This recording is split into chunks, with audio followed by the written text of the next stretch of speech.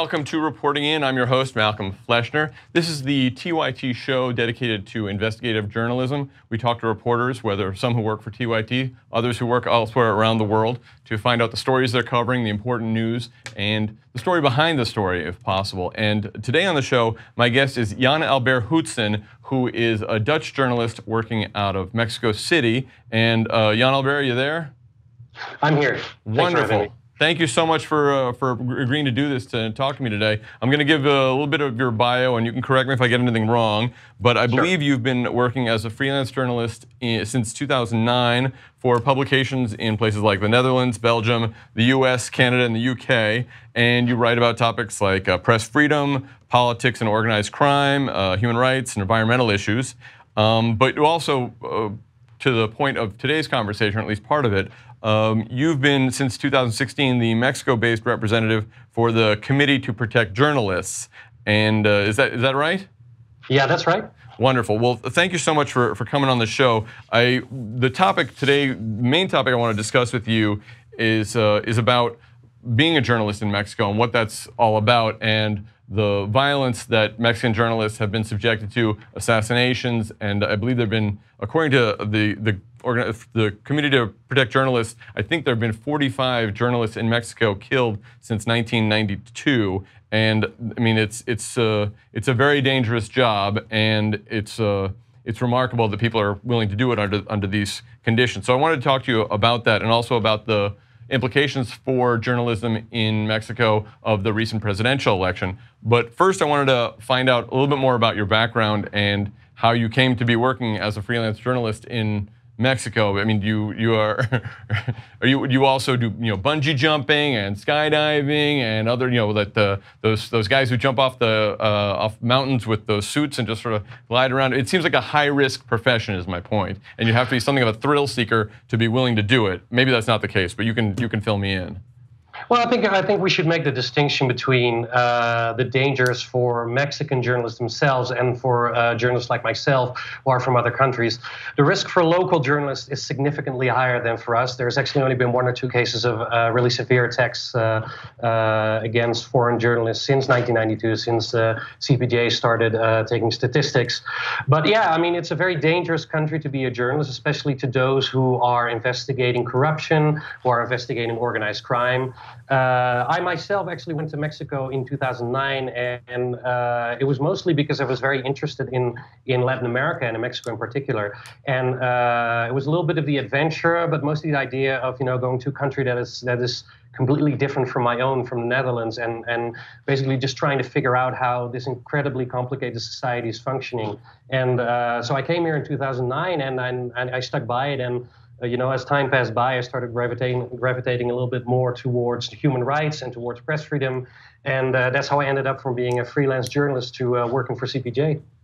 All right, and can you tell me a little bit about CPJ also, because I think there are a number of high-profile American journalists who have been involved in CPJ, whether Dan Rather, Walter Cronkite, and others. So what is the objective? What is the program? What is CPJ's purpose exactly?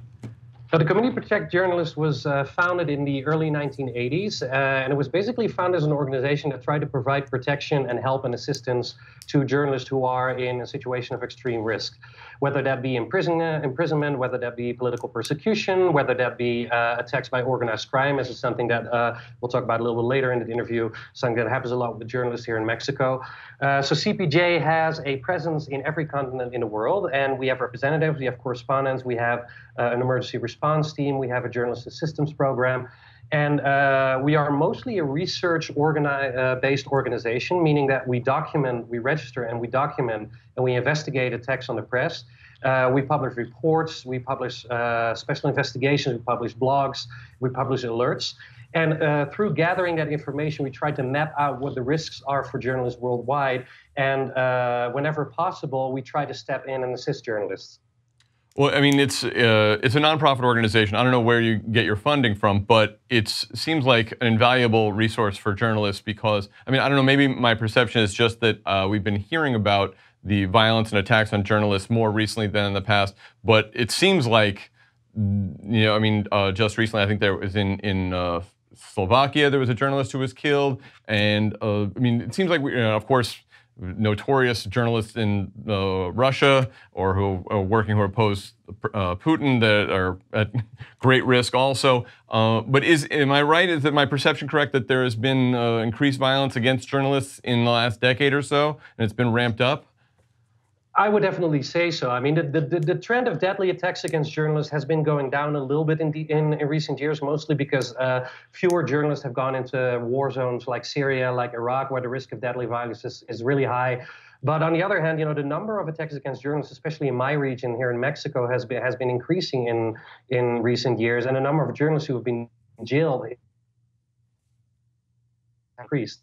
And these are data that that are available on a website that are public record, and I think you can see a trend there that is very worrying. But I would like to add something. It's not just about deadly attacks and violence against journalists. There's also an increase in the hostility in discourse of politicians and heads of state, worldwide against journalists, whether it be Turkey, whether it be in Europe, in countries like Hungary, or in countries like Poland, or whether it be here in Latin America, in countries like Venezuela.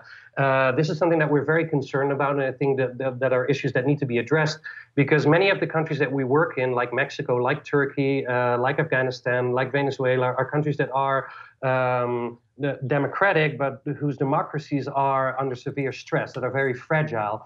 And when attacks against the press continue, and there's a very hostile discourse against journalists, this obviously is something that hollows out, that erodes one of the fundamental pillars of democracy, which is freedom of expression and freedom of the press.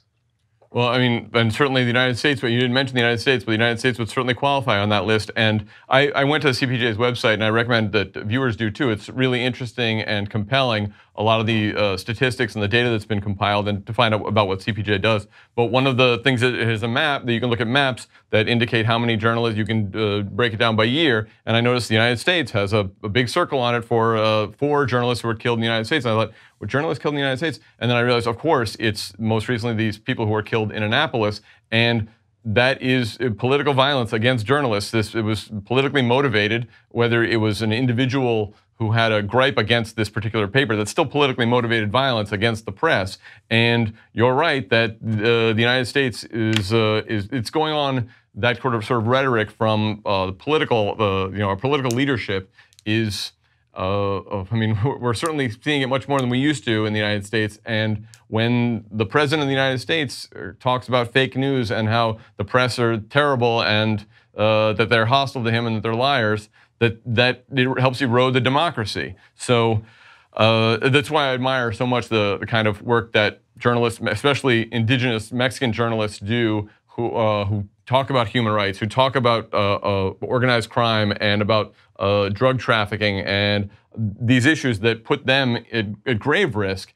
So that's what I want. And one of the things I wanted to do is to talk about some of the individual stories about actual journalists whom you may have known or you've been involved in their cases who have been killed recently, who were doing this kind of work.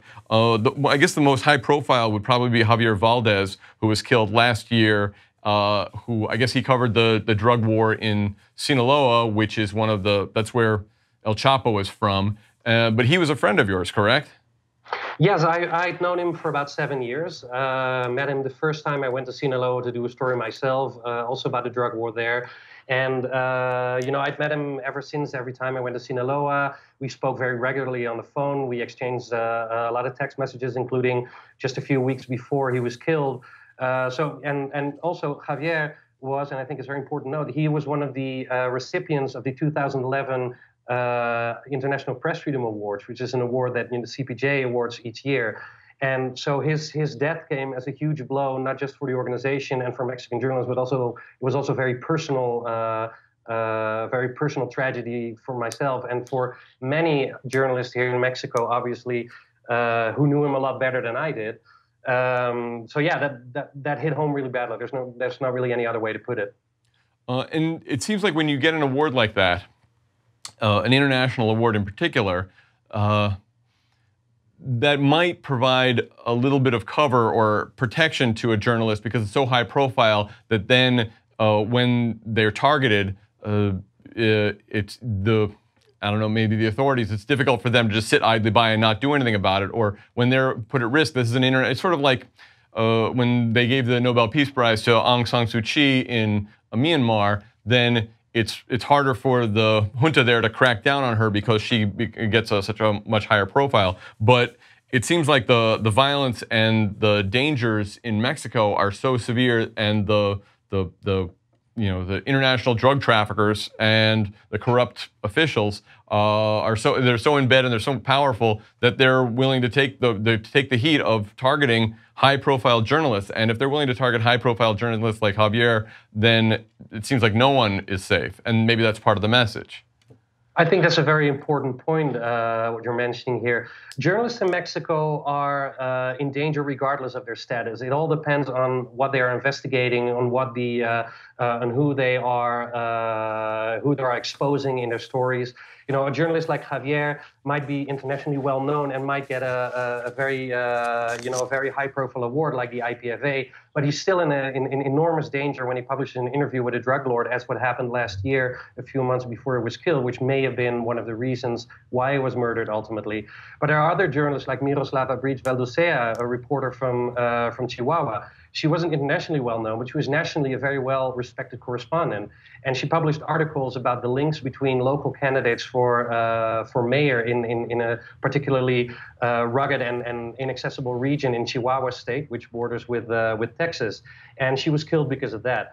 What we really found out is that although journalists who are freelancers, who work in the more rural, more impoverished areas in Mexico, where there's a lot of incidents of organized crime, are the ones who are the most vulnerable to attacks, there are also journalists in Mexico City who have been investigating, and Mexico City is generally considered to be one of the safest places in the country, who have been investigating organized crime, who have been investigating corruption, and they've also been subject to physical attacks, to abuse, to very, very, very real and very imminent threats. So, as you just mentioned, the situation in Mexico right now is so severe and is so serious that I think no journalist should consider themselves to be completely immune to any kind of violence, and we should take that into account as press freedom organizations as well when we assess these cases. Yeah, I mean these incidents they occur. They don't occur out of nowhere. Usually these journalists they're living with death threats, with the threat of violence, and people following them, and they know that they have that they're targets, and yet they continue to do their work. Is there any question really? I mean, I've read a number of articles, and one or two of them said, authorities have not ruled out that part of her work in uncovering corruption may have been a reason for. Yeah, of course. I mean, yes, I'm sure occasionally people get there's violence against people that's not related to their work. But journalists being killed in Mexico, it seems like that's the default that you should go to if they're covering organized crime and they're covering corruption among officials. Is there are the authorities doing much? Is there any hope that these crimes will be solved, or do they mostly go unsolved and the authorities are typically in bed with most likely the people who are committing the crimes, especially in these smaller communities, so there's no hope of justice? Well, I think two bits of data are really important in order to answer that question. And one of them is that, contrary to what the global trend is that the number of journalists who are being killed is going slightly down. Mexico has been one of the few countries where actually more journalists have been killed over the past few years. And CPJ publishes what we call the Global Impunity Index each year, which is an index in which we measure the amount of impunity in killings of journalists. And in 2017, Mexico was 6th on that list, below countries like Yemen, like Iraq, like Afghanistan, countries that are active war zones. And these two bits of information give you an idea how severe the situation is. Are the authorities doing something? Well, yeah, in some cases there are some advances. In some cases have been solved, but it's very important to point out that the vast majority, and I'm only talking about murder cases here, the vast majority of murder cases have not been solved. And some of them are completely frozen. They're cold cases where there are just no advancing whatsoever, where there's no progress in whatsoever. And then there are also, the thousands of cases in which journalists were temporarily kidnapped, they were tortured, they were attacked by the police or by the army or by members of organized crime. They have gotten a threat. And these are cases that hardly ever are solved at all. And one of the things that we hear from almost every journalist who's been involved in these cases is that there simply doesn't seem to be any response from the government. And another thing that I'd like to mention here is that Mexico is not a country that doesn't have an institutional or legal framework. Mexico actually has institutions that have been designed and laws that have been designed to protect journalists. And yet still the amount of impunity, the impunity index here is truly dreadful, and crimes against journalists seem to only have gone up in recent years. So there's clearly, the authorities clearly aren't doing enough, and we've been pushing the Special Prosecutor's Office, we've been pushing organizations and institutions that have been designed in order to provide protection to journalists in Mexico to do a better job, to get more resources, to get better trained personnel. But so far, unfortunately, it simply isn't enough, because the wave of violence against journalists continues and the impunity continues to fester. And also these statistics about kidnappings and torture and killings doesn't factor in incidents where the threats were successful, and people, I mean, I'm sure there have to be countless number of people who decided to leave the profession because it wasn't worth the risk. I mean, they're heroic, but not everybody is going to feel like it's worth taking those risks. Now, before we go, I would love to talk to you more about the specific cases and some of the journalists that you and I sort of mentioned before the show talking about. But I also want to talk about the future, and what you're talking about are these institutions, in government institutions, and whether they exist, but they're just not doing their job. Well, Mexico has just undergone what is viewed by many as a potential revolution in many ways about dealing with the violence in Mexico and the insecurity. And I saw a recent article where I think one of the new president's deputies suggested that fully 40% of the country is unsafe or feels unsafe. And but there is a new president. Obrador was elected, and he won by 20 some odd points. So. And he's well known as a leftist, at least, and he's perceived as being sort of like Bernie Sanders of Mexico. I'm not sure if that is really accurate, but what is his election bode for the future of this violence in general in Mexico, dealing with the drug war, or drug gangs, dealing with the corruption, and the prospects of reducing the violence against journalists? I think it's very important to point out that Andrés Manuel López Obrador has won the election in what can only be described as a very historical landslide. He's won a very solid majority in Congress with his coalition of parties. He's won the highest percentage of the vote since any presidential candidate in 1982. He has the majority of the state legislators in Mexico, which means he has a very solid mandate to do something. That's good news, because in a country with so much violence, when you have a government that can actually do things, that can take action, is something that I think anybody should be thankful and should be grateful for. However, it's also important to point out that Mr. López Obrador hasn't mentioned a lot in terms of freedom of expression in his political platform. It hasn't really been an issue during the campaign. The campaign has been mostly about violence in general. It's been about corruption, it's been about poverty and inequality. So we don't really know what the new president's plans are in terms of protecting journalists, in terms of solving crimes. We are, anxiously waiting for any sign that he's going to strengthen the institutions, is going to work on these issues. I think there's a great opportunity for Mexican civil society and for the new government to work together and to design public and to develop public policies that may actually take on this impunity and this violence problem. I think one of the things that the new government can do, and this is something that civil society has mentioned in recent days, it's been 10 days since the election, is that Mexico should have an independent prosecutor's office, an independent attorney general's office. There's a collection of NGOs here that's called Fiscalía que Sirva, or Attorney General's Office that works. And they're promoting the idea that the Attorney General's Office should no longer be submissive to the executive, to the president. That's a proposal that civil society has been working on very clearly. That's also something that we're looking very closely at to see what kind of positive ramifications that might have for the situation in particularly in journalist killings.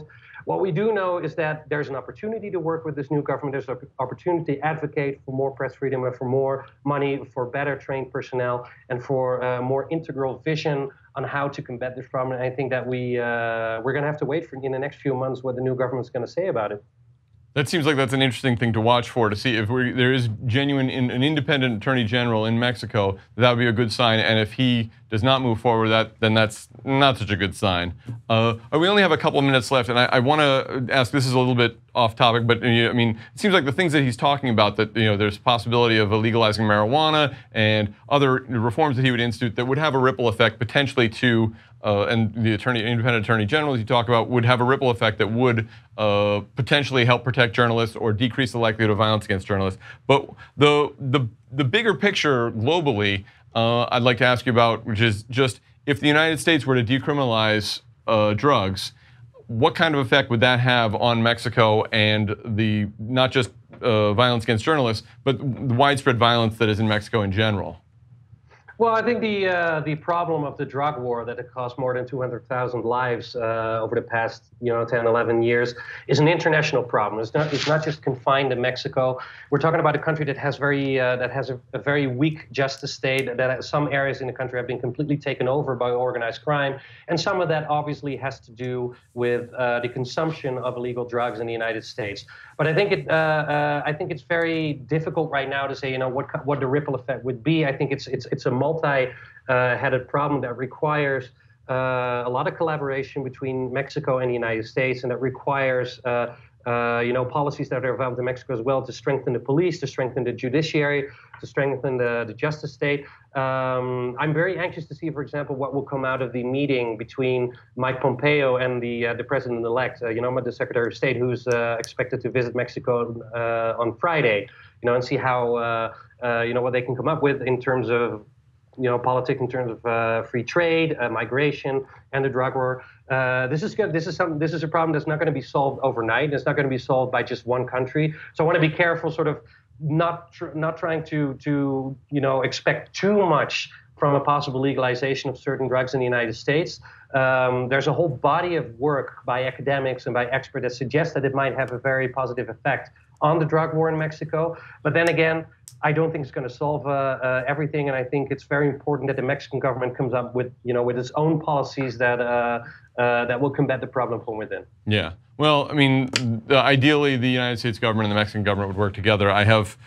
Sorry if I don't have a lot of hope for what Mike Pompeo as Secretary of State is going to do, especially considering the way relations between the United States and Mexico have been deteriorating under Donald Trump. But I'll be optimistic for your sake, but we're out of time. So I just really want to thank you so much for taking the time to talk to us. Where can people go if they want to read your work? Where are the outlets, the English language outlets specifically, where people can read your updates about what's going on in Mexico and Mexican politics and the like? Well, I would obviously say the website of CPJ, which is www.cpj.org and /Mexico, and that's a particularly specific Mexican page. And I also write stories for America Magazine, which is a Catholic magazine from New York. That's americamagazine.org.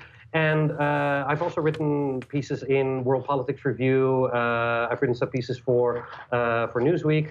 So I would say Google the name, and then you can find the or could follow you on Twitter also. I'm sure you update people on Twitter about any stories you have coming out. Well, Jan-Albert, thank you so much for talking to me. Jan-Albert Hootsen with cpj.org/Mexico to find out more about what he's doing. I hope you enjoyed hearing about what's going on in Mexico and the threats to journalists there, and the hopes that the violence will be abated by the election of Obrador. Hopefully I can have Jan-Albert back on in the future. He can talk about what's going on and how things are progressing in Mexico. But for now, thank you for watching at home. I appreciate it. This is Reporting In with Malcolm Fleschner, and I'll see you next time.